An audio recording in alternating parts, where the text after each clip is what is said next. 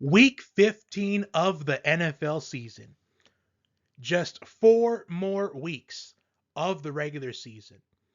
And with the playoff standings being the closest they have ever been, it is going to be a sprint to the finish line.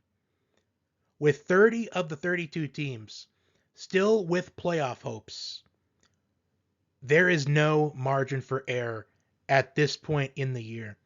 One mistake, and it could easily cost you your entire season, ending your playoff hopes. And to set the scene for Week 15, we have 3 games on Saturday. We have the Cowboys and Bills in what I think is the game of the week. We have Ravens and Jaguars on Sunday Night Football. And Week 15 wraps up with 2 teams that are desperate to get back in the win column, the Eagles and Seahawks. Without further ado, let's get into the Week 15 NFL predictions. Chargers and Raiders to begin Week 15 with Thursday Night Football. For the Chargers, quarterback Justin Herbert left the game early last week with a finger injury, and he is very likely to undergo surgery on Tuesday. And Justin Herbert's status for the rest of the season is in doubt. Easton Stick will be the starting quarterback for the Chargers in this matchup on Thursday night. And the Chargers go on the road to take on a Raiders team that was shut out last week by the Vikings 3-0 in what was a very anemic game to watch, very lethargic. The only bright spot about a 3-0 game is if you like defense. But I do think the Raiders, they bounce back only because I don't know what to expect out of the Chargers being led by Easton Stick. Josh Jacobs is questionable for this game, but if he does play, I anticipate that he's going to have a major impact in this game.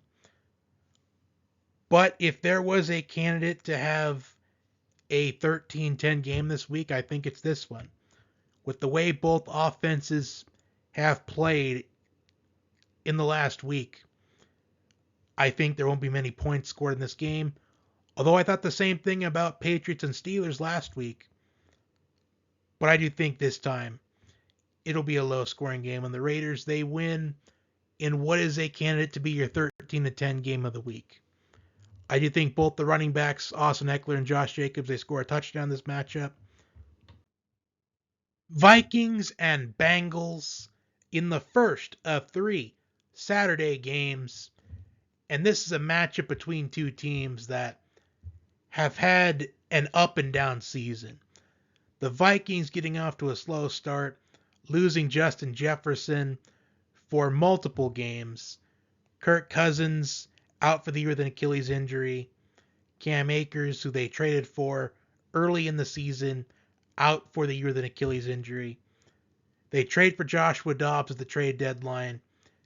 His first couple of games, he does really well, but in the last couple, he has not done well at all. In fact, he was benched last week in the Raiders game, where the Vikings were on the winning side of the 3-0 contest. And they go on the road to take on a really confident Bengals team. A Bengals team where there's momentum brewing.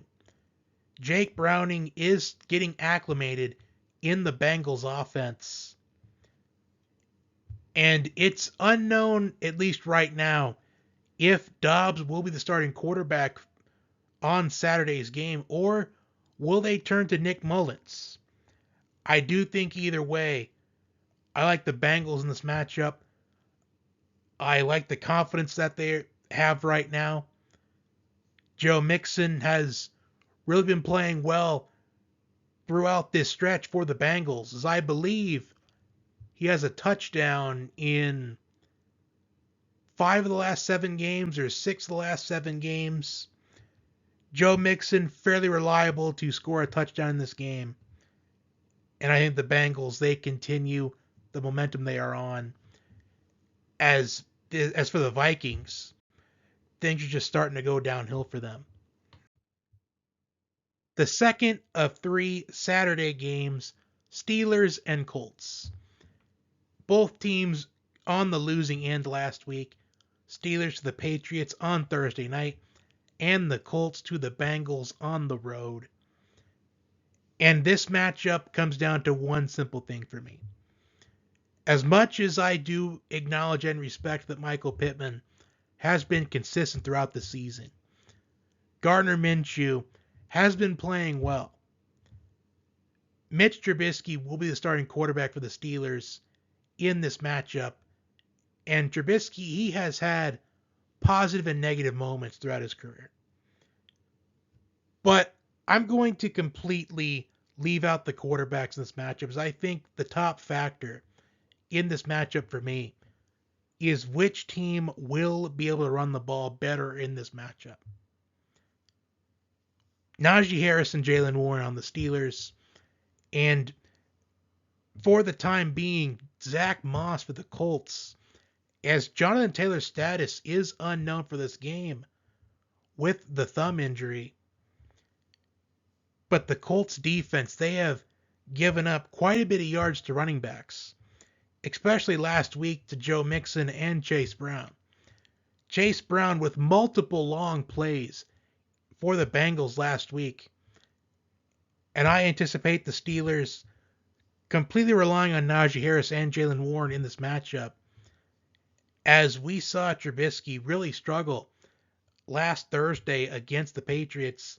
It got to the point Steelers fans were chanting for Mason Rudolph.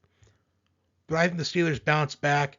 They have the rest to their advantage playing on Thursday last week, and I think it's going to pay off for them. The third and final Saturday game, Broncos and Lions. And this one feels like a tough one to call. We have the Broncos 6-1, I believe, in their last 7 games. It really makes you forget they gave up 70 to the Dolphins in week 3. And a Lions team that looked abysmal last week against the Bears. Do I side with the more confident team in the Broncos? Or do I go with the team that has shown that they can be resilient and bounce back from a loss? Russell Wilson has been playing well this entire season. And the Broncos, they are on the right track. In a game that I do think is going to come down to, can the Broncos defense force turnovers? As the Broncos forcing turnovers, that has been the key to their success in these last 7 weeks, and why they're in a position to potentially win the AFC West with how the Chiefs have been struggling in these last several weeks. And I have been back and forth on this pick. Even though the Broncos, they come into this game as the more confident team, I think the Lions bounce back. This is probably going to be one of those games that I do get wrong this week, but this one feels like a coin flip to me. I do think we're going to see something similar to Lions and Saints a couple weeks ago, where the Lions, they got to a quick start, but then the Saints, they started to crawl back into it. I think that will be the case in this game as well. The Lions, they win close, but they get out to a strong start. Bears and Browns. The Bears with a dominant win over the Lions last week. For the Browns, Joe Flacco with an unbelievable game against the Jaguars. David Njoku had 2 touchdowns in that game. And Joe Flacco has been named the starter for the rest of the season. As far as this matchup is concerned, the Bears defense, they have been playing pretty under the radar in recent weeks. Ever since they acquired Montez Sweat at the trade deadline, the Bears defense, they have looked a lot better than the beginning of the season, as they have held their own. In fact, they have only allowed 14 points or less in 3 of their last 4 games, with that one game being the heartbreaking loss against the Lions in Week 11, where they had the 12-point lead late in the game. And I think the Browns, I think they win this game, but the Bears, once again on their defense, they keep this game close. And I would not be surprised if the Bears pulled off yet another upset. But I do think the Browns, it's hard to go against their defense. As underrated as the Bears' defense has been lately, I've got to go with the best defense in the league from a stat standpoint. Buccaneers and Packers. The Buccaneers stole the win from the Falcons last week and the lead in the NFC South. The Packers with a loss to the Giants, heartbreaking fashion, last-second field goal. And I think this loss to the Giants last week is going to affect the Packers mightily in this game. As I've talked about it most of the season, the Buccaneers are an underrated squad. They have playmakers that don't get as much attention as a lot of other playmakers on other teams. Part of that could be because of the division they're in, the NFC South being the weakest division in the NFL. But with the Buccaneers coming off of an emotional victory, you would think to lean towards the Packers. But I'm not in this situation. Despite this being a game in Lambeau,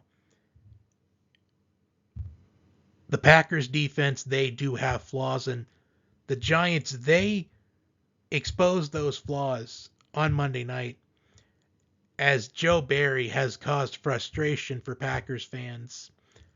Despite the Packers defense having their moments in the past, there are other moments where the Packers look like a bottom-tier defense.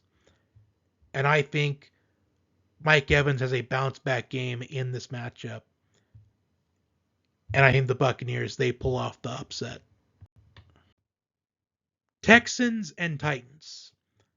Currently, as I'm recording this, the Titans are currently a 2.5-point favorite in this game, which I do think makes a lot of sense, as they are coming off of a 14-point comeback win against the Dolphins on the road.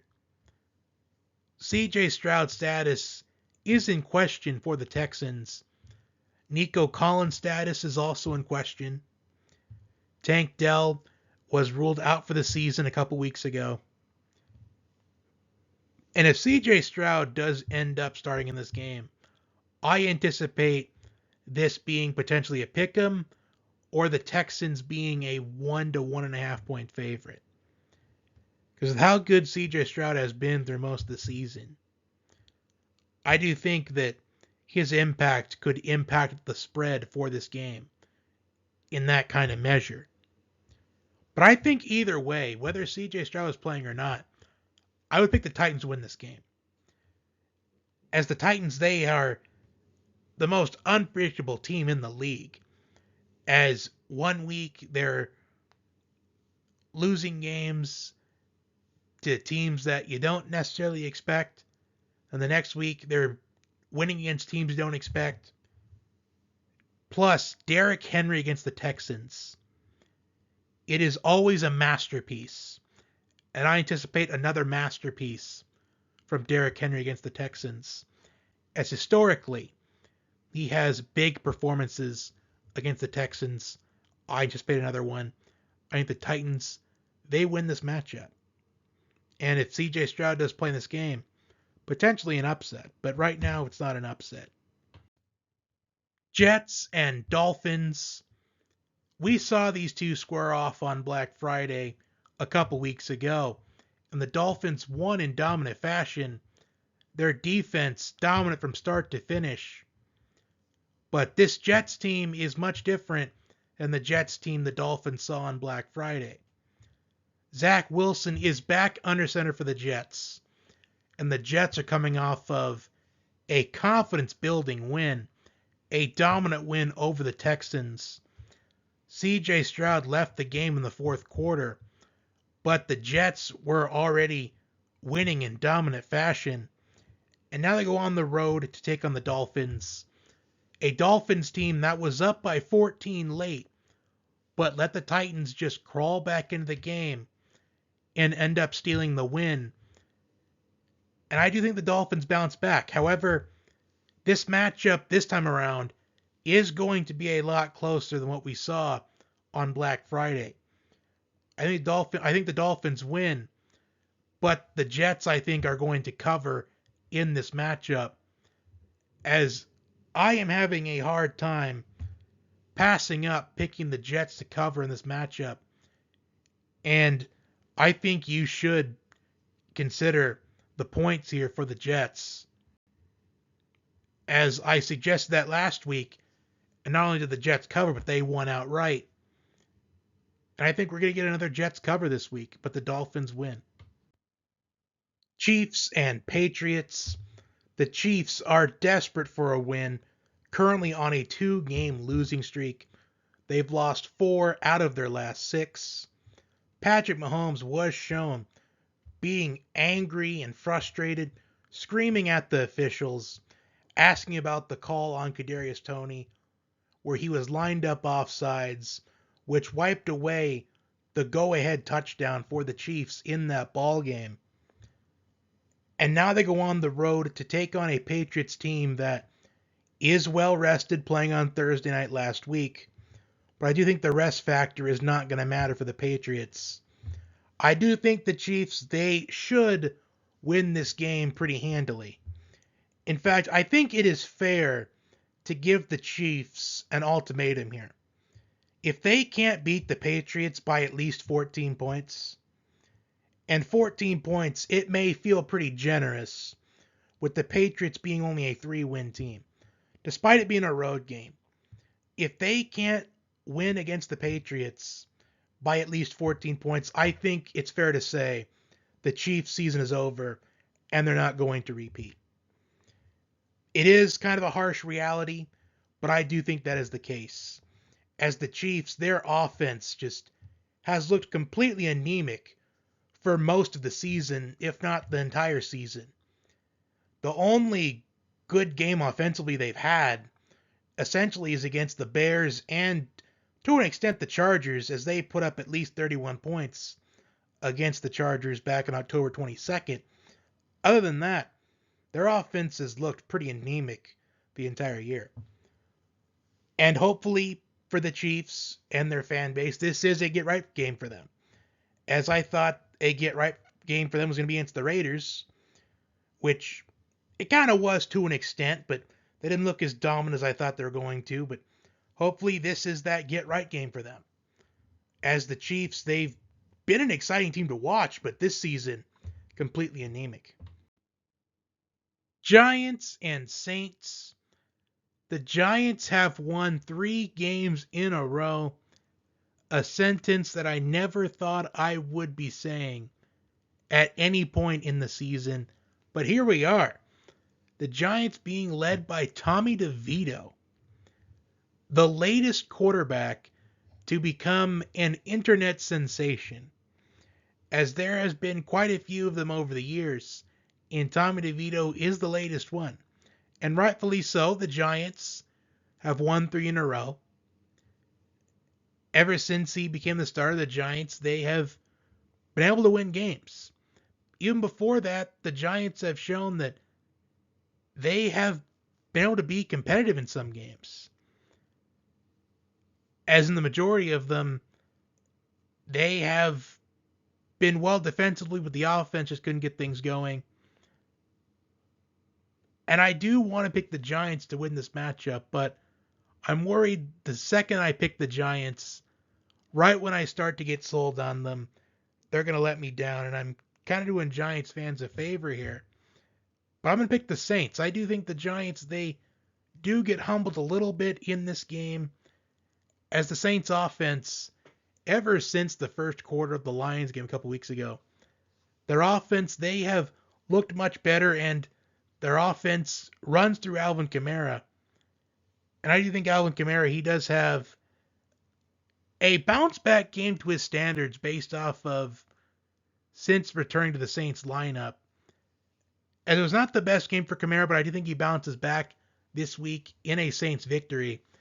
And I do want to point out that it's possible Jameis Winston could be under center for this game. They might be willing to give him a chance, as Derek Carr has been battling through injuries all throughout the season. But whether it's Derek Carr or Jameis Winston under center, I like the Saints. Falcons and Panthers. In week 1, when these two went against each other, the Falcons won 24-10 in Bryce Young's NFL debut. And I bring up Bryce Young because last week I made a comment about how the Panthers should bench Bryce Young and let Andy Dalton start the rest of the season, with the Panthers being out of playoff contention with nothing to play for. Because of 2 reasons. One, it's in the Panthers' best interest to do so because of what they gave up to get Bryce Young. Protect your asset in Bryce Young, as this season we have seen quarterbacks getting injured more frequently than I can remember, if not ever. And second, the best quarterbacks in the league, they were understudies in the early portion of their careers. And I do think Bryce Young can learn a lot from a veteran presence like Andy Dalton. I also brought up Andy Dalton doing really well against the Seahawks in week 3 when he was the starter. And I will say this, if the Falcons don't win this game, if they lose to the Panthers, I think Arthur Smith's seat has to get a lot warmer. I'm picking the Falcons, but I've mentioned before, most of the time when I start to buy into the Falcons, they let me down. Hopefully they don't let me down this week and they win against the Panthers. But I am worried, as they say, any given Sunday. Commanders and Rams. The Commanders off of their bye week. The Rams are off a performance against the Ravens where they gave them everything they had, but ultimately fell just short. A loss in overtime off a Tylan Wallace punt return. And I do think this game is going to be high scoring. The Rams, they have exceeded a lot of expectations, as there were concerns about the Rams this season, about Matthew Stafford getting older, Cooper Kupp getting older, Cooper Kupp missing the first 4 games of the year with a hamstring injury, as he sustained an ankle injury earlier in the season against the Seahawks back in week 11. But the last 2 weeks, we have seen Cooper Kupp return to that elite wide receiver 1 form, as he had a touchdown last week, over 100 receiving yards. The Commanders, they are a bottom tier pass defense. I anticipate Matthew Stafford has at least 3 to 4 touchdown passes in this game. I think Kyren Williams will have a good game as well. But I do think this game is going to be high scoring. As we have seen a few times throughout the season, the Commanders are capable of making games. As Sam Howell has had a good season, a phenomenal season, although he has thrown a lot of interceptions, he has been able to stay in games for the Commanders. And I think in a high-scoring game, the Rams get the win. Ron Rivera, his seat gets even warmer by the day. And I anticipate that the Commanders will let go of Ron Rivera, if not after this game, at the end of the season. 49ers and Cardinals. The Cardinals coming off of their bye week, and I don't think that's going to play a factor into this matchup at all.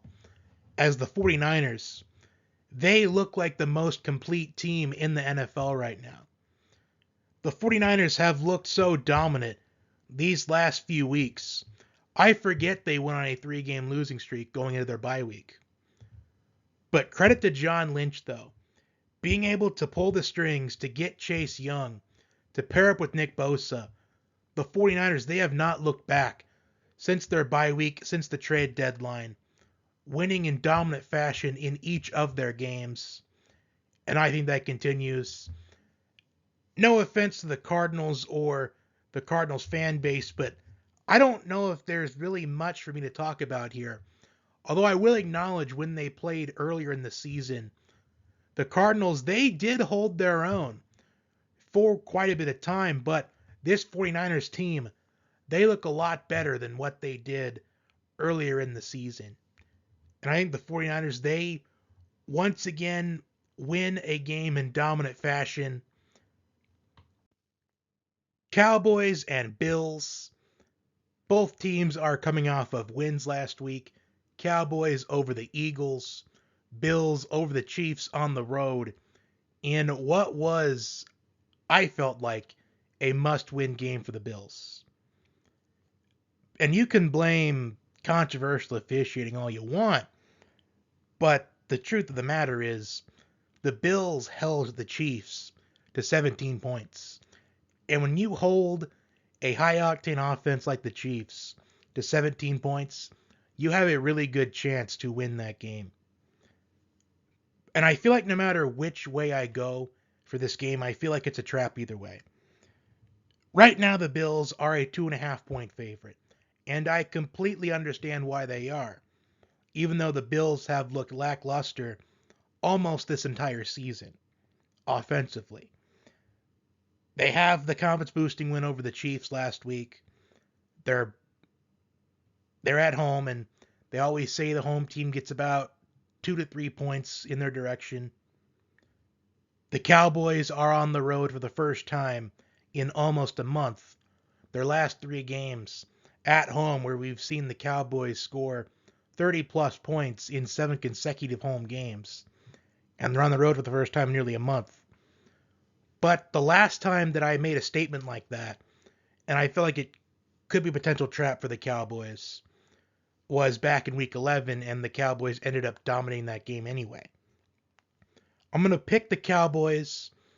I think that Dak Prescott, he has another strong performance, as he has been putting up good numbers in these last handful of weeks. A legitimate MVP candidate. And I think the Cowboys go on the road and for the first time in nearly a month, and they get the win.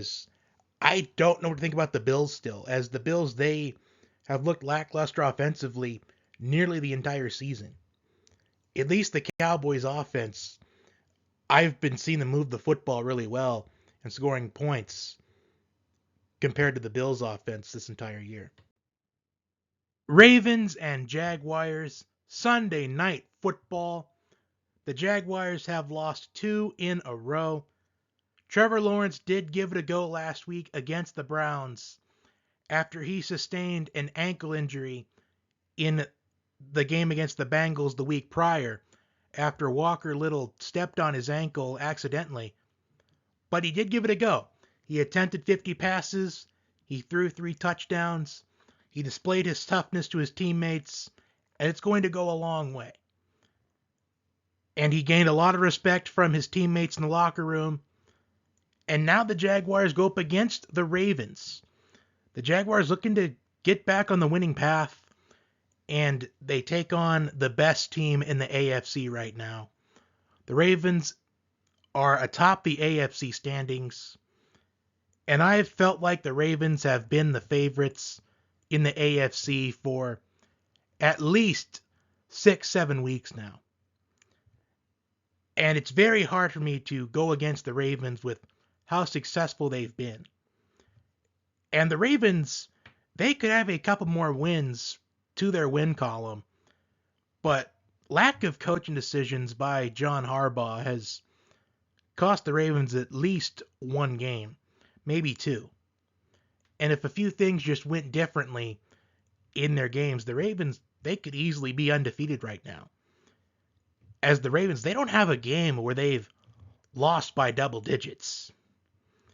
All their games have been very close as far as the games they've lost. And I think this will be no different. For the Jaguars to win this game, they have got to contain the run. That's a good start. As they did pretty well against the run last week against the Browns The Browns are currently 7th in run and rushing offense, but the Ravens, they lead the NFL in rushing offense. And the Ravens are a much different animal than the Browns. I'm picking the Ravens to win this matchup.